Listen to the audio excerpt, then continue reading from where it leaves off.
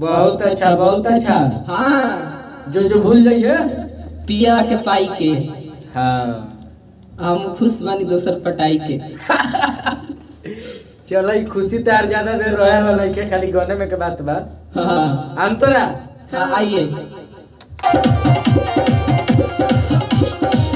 देखो नी होई के बाते बहुते पसंद हो मिलल जुलल करो तो नी आजू ऐसे बंद हो।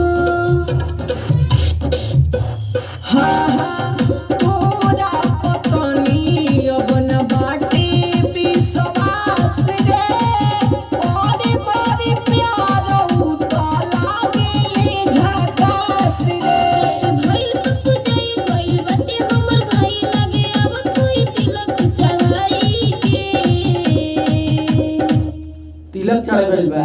हाँ ए चढ़े जाता तिलक चढ़े जाता कि चढ़ गइल बा? चढ़े जाता चढ़ गइल बा।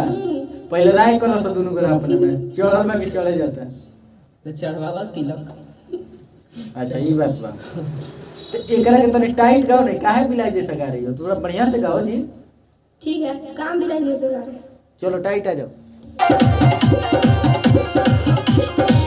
देखो नी होई के बाते बहुते पसंद हो मिलल जुलल करो तो नी आजू ऐसे बंद हो।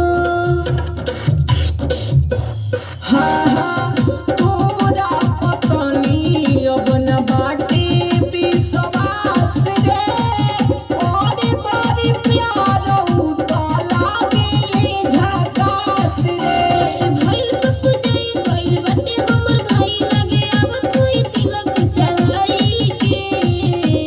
क्या बात है? जो जो भूल जाई है पिया के पाई के हम खुश बानी दोसर पटाई के। जो जो भूल जाई है पिया के पाई के हम खुश बानी दोसर पटाई के।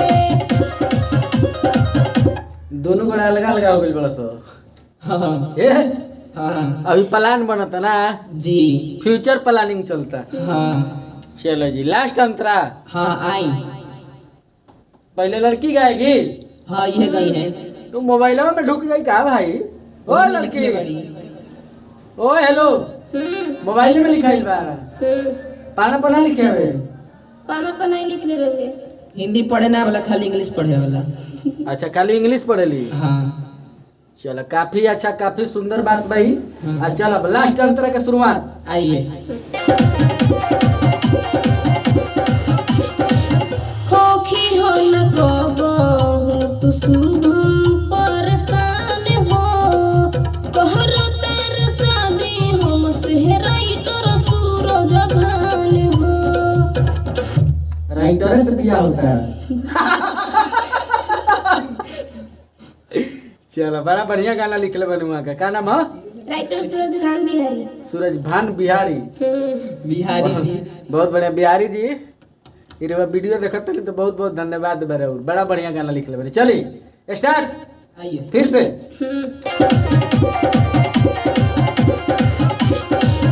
होखी हो न कबहू तू शुभम परेशान हो कहरो तेरे शादी हमसे राइटर सूरज भान हो।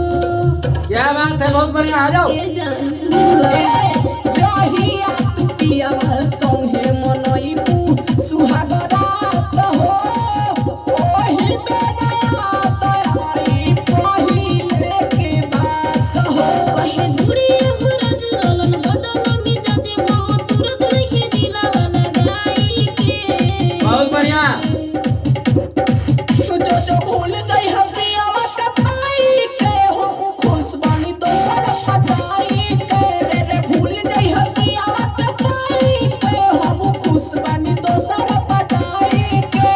जोरे तोर माई के ए माई के कौन सी रे? ये क्या बात है? प्रणाम प्रणाम। अच्छा माई के प्रणाम। हाँ बहुत बढ़िया।